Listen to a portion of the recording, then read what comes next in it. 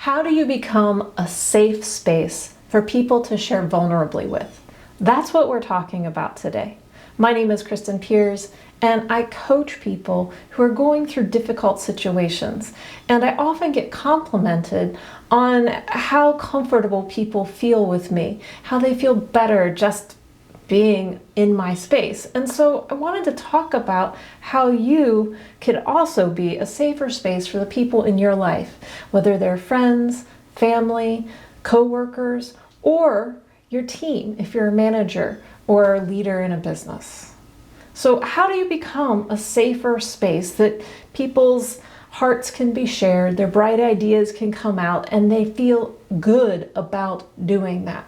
Because you may have experienced in life that sometimes you share a feeling and then somebody else is like, you don't feel that way, or that's not right. Or you'll share an idea and people will be like, that's so stupid.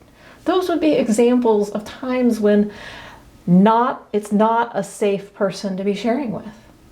So how do you become a safer person? And I say safer because there's no 100% safe, because it's always in the other person's perception. But let's talk about how to become safer for the purposes of personal and business pursuits. So here we have our friend, Mr. Sticky or Ms. Sticky. And she is our example of safer space today. Notice that she's connected to her heart. And even look at me. When I touch my heart and I breathe, do you feel more connected with me? Practice this with the people that you're around. If you were to touch your heart and soften your gaze, how does that work? And you keep breathing when you're in other people's presence. Another thing you can do is you can drop your energy down. So we are so mental in life. We're thinking, doing, trying to get it all right. And this space here is not considered a safe space. This whole body that we live in, that is often considered, when we drop down, oh, I suddenly feel safer, less anxious, more relaxed. So show people that you are a safe space by dropping in, feeling those hips, feeling your legs and feet upon the earth. You're like, what? I don't understand. Practice. Anything I'm saying that doesn't quite make sense, I encourage you to work it through in your head and then practice it in your body. And see what happens in your life as you do the steps. So connect to heart, drop energy down, soften your gaze. Don't look at people with those laser eyes. And also try to maintain some level of eye contact, but it doesn't have to be a lot, just a little. Soften that gaze, sit back, exhale. We have an open hand on the side. It's like, I'm available to you. I'm available to you. And ask a curious question. What are you genuinely interested in? And if you can't find it in yourself to be interested, that might be part of the problem as to why you're not regarded as safe.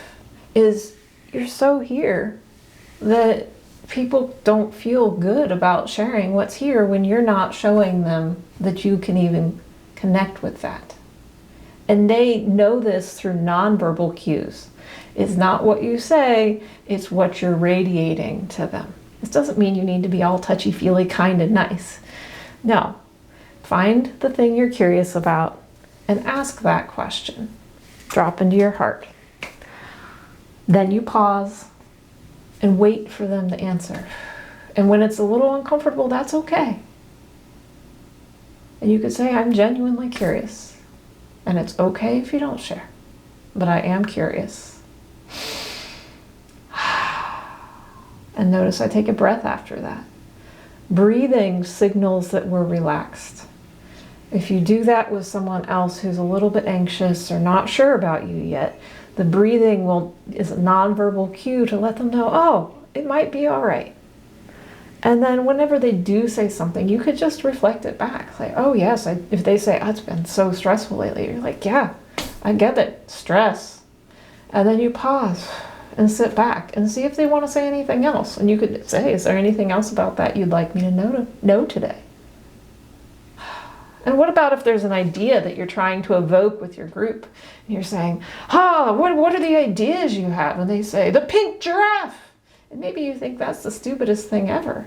But you take a breath and you drop down and you open your heart and you say, all right, pink giraffe, say more.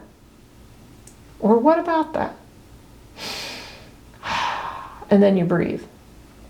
So this thing about being a safer space, heart, breath, dropping your energy down away from your head. Not that you're not thinking, but that's not all your being. Essentially, you drop into your whole body. And for some of you, this could take a lot of practice. It's taken me years to be able to connect with my whole body while in the presence of others. So I'm not saying this is a one-time fix. But anything I've said here today that's caught your attention, I encourage you to practice, to think about, to play with. Your results will begin to change when you show up just a little bit differently. Thank you for joining me today. I'll see you again soon.